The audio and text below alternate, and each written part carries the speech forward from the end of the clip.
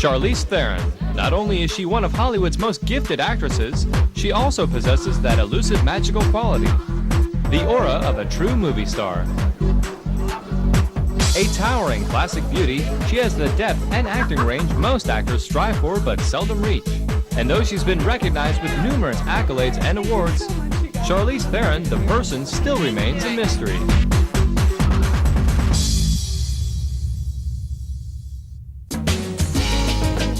Born in South Africa on August 7, 1975, Charlize grew up on a farm, far from the lights and cameras of Hollywood. Nothing in her upbringing predestined her for a life of stardom. In fact, her first language was Afrikaans, and at the age of 6, Charlize started on a career path toward her first passion, ballet. I was a ballet dancer for 12 years, and I look back on those days as my theater days. And I'm now doing what I did for 12 years, those 12 years. I'm doing the exact same thing. I'm telling stories. I'm putting on makeup, changing my hair color, and putting on clothes, and telling stories and creating characters. At the age of 14, Charlize was eager to dance professionally, but with the political turmoil in South Africa, she found a golden ticket out through modeling. At 16, she won a national beauty pageant and, with her mother's blessing, Charlize accepted a modeling contract in Italy. After only a few months, she was offered to work for a top modeling agency in New York City. This was an opportunity for her to try her luck in the United States, and it paid off. After appearing on dozens of magazine covers, the stunning 5'9" blonde saw her modeling career skyrocket. But her deep calling for dance hadn't subsided. She soon auditioned and was admitted into the acclaimed New York Joffrey Ballet. Everything was going her way until a knee injury put a sudden stop to it. That was my dream. That was my passion. And I continued that until I was 19, and my knees just couldn't take it anymore. And I had to quit that career, and it was really like mourning a death. And I had to really understand why I loved it so much, to find something to replace that creative satisfaction. And I realized that it was the storytelling aspect of it that I really missed, going on stage and telling a story. So my mom was really the one, acting came way later in my life, that said, you love movies, why don't you tell stories that way? Heeding her mother's advice, Charlize moved to Hollywood without any money or acting experience. Only 2 weeks later, the 20-year-old aspiring actress went into a bank to cash an out-of-state check, but the teller refused to perform the transaction. Flat broke and upset, Charlize made a scene and had a loud argument with him. Standing behind in line was John Crosby, a big Hollywood agent who noticed her. That moment changed her life.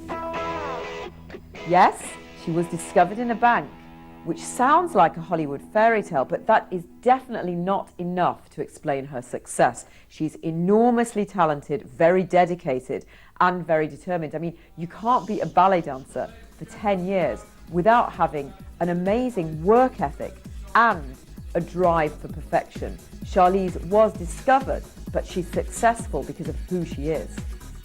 One of her first obstacles was getting rid of her heavy South African accent. Without a budget to pay for classes, Charlize resorted to watching hours of television, honing in on a generic American accent. Her first break came quickly when she was cast as Helga in the 1996 independent film 2 Days in the Valley.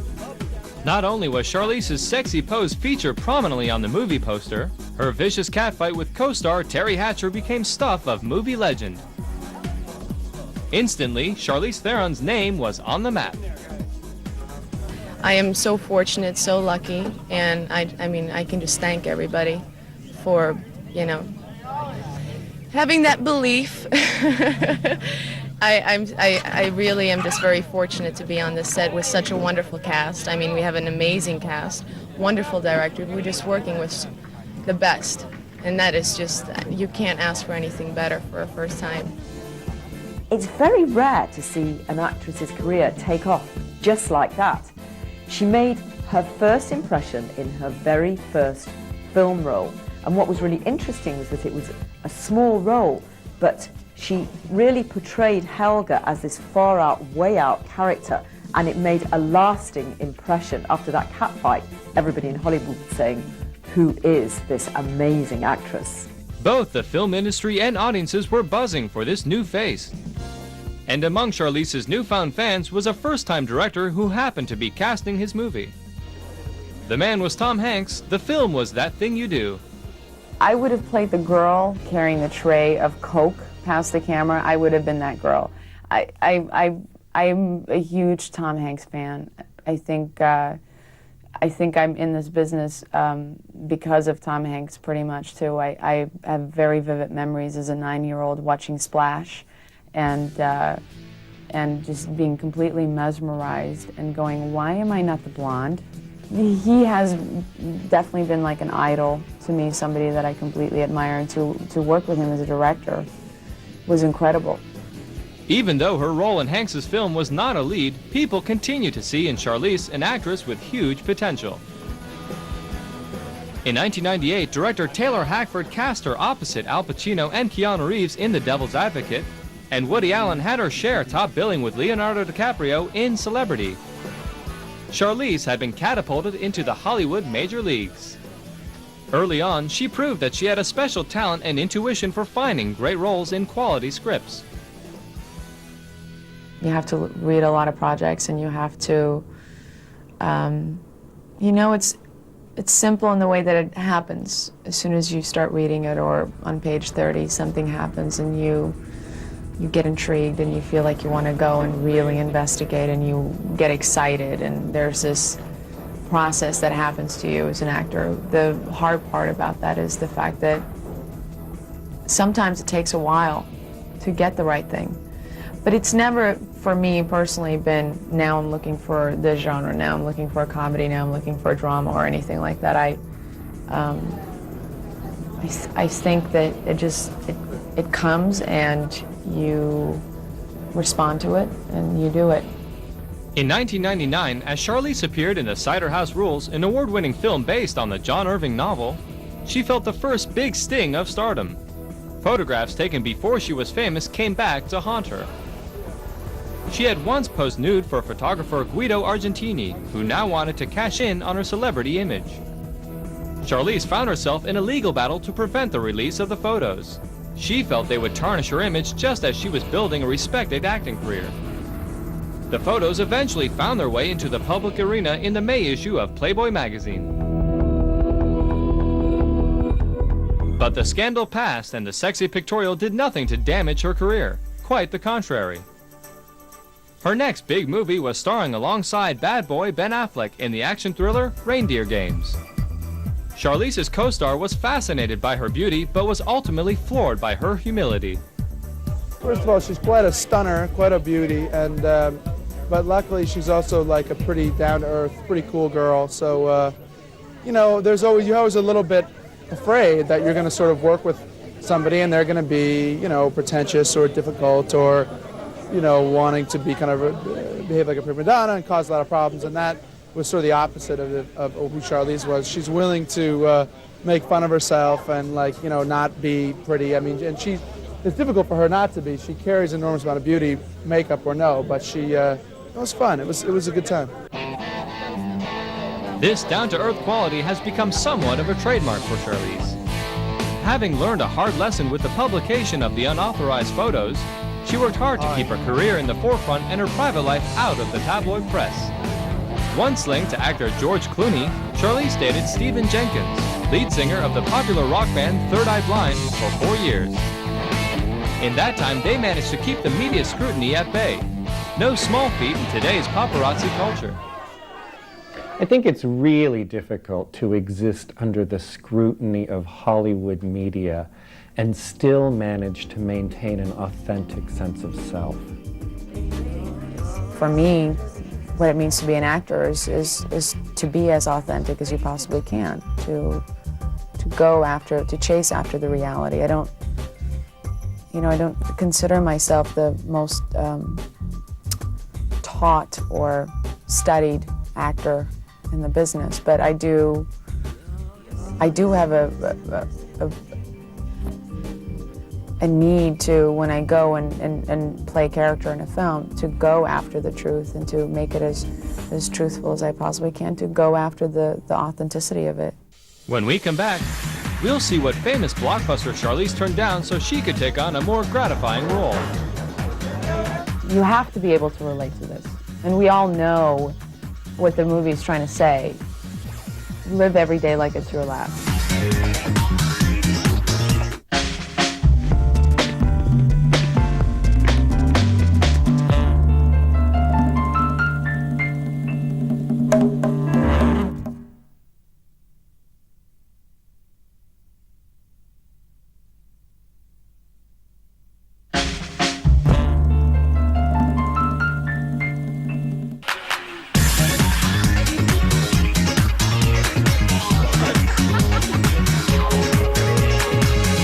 In 2001, after accepting relatively small roles in Robert Redford's Legend of Bagger Vance and Men of Honor with Robert De Niro, Charlize turned down an offer to play the lead in the big-budget war epic Pearl Harbor for a more fulfilling role.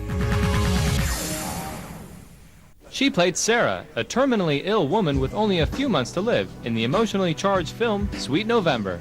Her co-star Keanu Reeves was a selfish businessman who, thanks to her, learns to cherish life. I think anybody who works a lot, like us, like all of us, I think you have to be able to relate to this. And we all know what the movie's trying to say. Live every day like it's your last. Take in every moment. Step back a little bit. Watch what's going on around you. But I also like the idea of just being aware. This being Keanu and Charlize's second film after The Devil's Advocate, it was an opportunity for them to deepen their working relationship. We enjoyed working together then, and so to be reunited with her and to see how much she's grown and as an actress and a person. And, you know, one of the specifics of that is just her depth of feeling, her depth of understanding, and the way that we work together, I really enjoy. There's an easiness, there's a trust, there's a comfort. And I think it comes across on screen. Even though they were tackling a story dealing with dark themes, the mood on the set was often more than lively. Interesting, fun stories Oh, that have happened on the film. like when you hit me and stuff like that? Yeah, or when you tripped me. Yeah. Like the poison and stuff like that? Right, when you set my trailer on fire. Yeah. That was fun. But I sent you a six-pack. I mean, You did, that kind of made it that made it better, right? Yeah. Yeah. And you got that glass slipper I sent you. Yeah, I did. Did it I fit? did. And I didn't try it on yet, but we'll you save know, that for later. we'll see what happens. But underneath the glamour and her seemingly charmed life, Charlize has had her share of tragedy. When she was 14 years old in South Africa, her father slipped into alcoholism and became abusive with her mother. One evening, after a violent altercation, her father attacked her mother, who in turn shot and killed him in self-defense. That surreal act of brutality has created a deep wound in Charlize, one that can never truly heal. Sometimes traumatic incidences in childhood can have a deeply painful effect that lasts and scar a person the entire length of their lifetime. But in some cases, people can overcome this and turn this kind of a trauma into a strength, whether by creative output, artistic expression. Somehow, some people are able to work through these issues and actually thrive in the long term. Like for many great artists, Charlize's work can be seen as a therapeutic process to work out her demons. In 2003, a situation reminiscent of her family's tragic past came rushing back to the present. Charlize took on the role of Eileen Wuornos, an abused prostitute who in a crucial scene points a gun at a man who is attacking her and shoots. The film Monster was the true story of America's first female serial killer. She was raped by one of her Johns, and he was going to kill her, and she ended up killing him. And it's really, from there on, her life just kind of downward spiraled. She tried to pick her life up after that. She wanted to quit hooking. She wanted to get a real job. She wanted to clean her life up. She had love. All of a sudden, she had all this hope in her life, and she could just never, she had just made so many bad decisions in her life that at the end of the day, she ended up killing 7 of her Johns. Charlize believed in the film so much, she signed on as a producer to make sure it got made. She also dove into the role with a fierceness and commitment not seen since De Niro played Jack LaMotta in Raging Bull. To slip into Eileen's skin, she gained 30 pounds. Gone was the beautiful Charlize people knew. Her physical and emotional transformation was complete. I am naturally a little athletic looking, so I wanted to get my body to a place where it wasn't about getting fat, it was just about making my body kind of this survival thing. You get where you get food, that's what you eat. She had a beer gut, she had a child, she had a very specific looking body. For director Patty Jenkins, Charlize didn't just play Eileen Wuornos, she became her. I don't even know where to begin. You know, an actor, she brought the character to the character. You know, I wrote the character and I'm pleased with what I wrote and and that's all great, but an actor either brings a human being to life or they don't. And she brought Eileen Wuornos to life with such nuance and honesty and love and honesty about who this person was in the darkness and the light. She brought, you know, so much nuance and depth to the character. Film critics couldn't find enough adjectives to rave about her performance. Soon, Charlize found herself nominated for dozens of acting awards, including the Golden Globe and the coveted Oscar. Before this all happened, if you would have told me that people would be saying, you know, your actor would be nominated for your first film, I would have never believed it. But after being on set, not only seeing the performance that she gave, but also seeing how hard it was for her. It's not an easy thing to do. People want to believe in accidental genius. It literally was one of the hardest things I've ever seen somebody do. And so after seeing that, I walked away from filming it myself saying, if she doesn't get recognized for how incredible what she just did was, I won't, I'll be stunned. So it's strangely like when I step outside of it, it's thrilling to be involved with it myself. But as a friend to Charlize and as a supporter of what I saw happen, you know, I believe more than anyone that it's an unbelievable performance. They couldn't raise her high enough for it. Charlize won virtually every award she was nominated for, including the biggest prize of all, the 2004 Academy Award for Best Actress. She also gained the distinction of being the first African ever to win an Oscar. Thank you. Even in her moment of glory, Charlize didn't forget to acknowledge her South African roots. The film opened in South Africa yesterday, so I'm gonna go to South Africa, and they've been so unbelievably supportive, and I'm gonna go back home and go and show them an Oscar.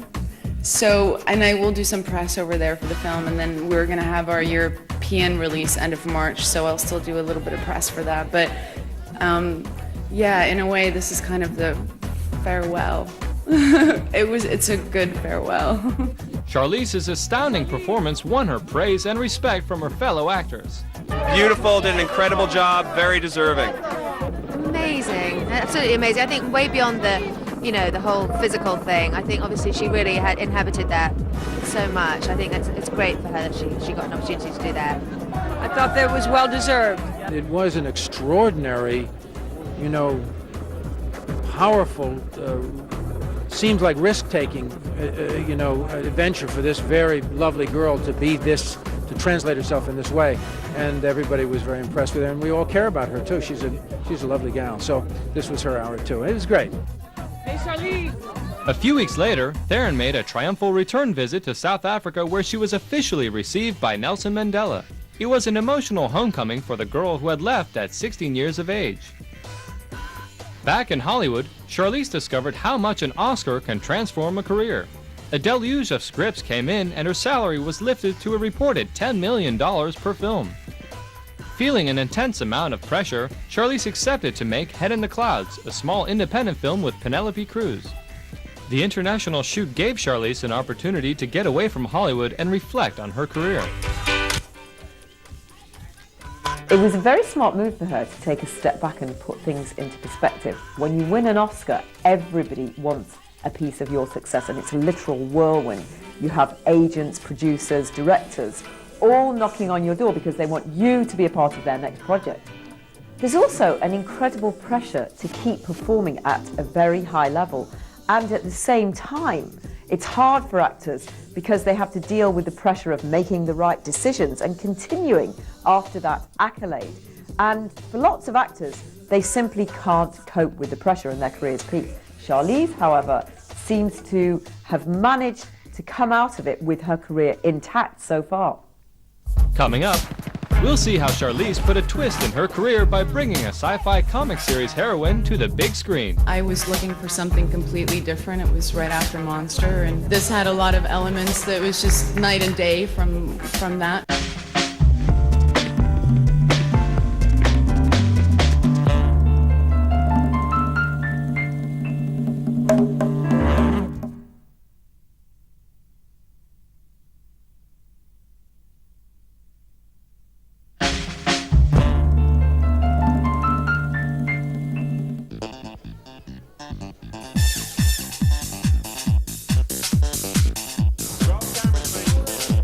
Charlize made an unusually bold choice to play the lead in Aeon Flux, an action sci-fi film based on a cult cartoon series. In it, she plays a futuristic female rebel, sent on impossible missions battling with her lover and enemy, Trevor Goodchild.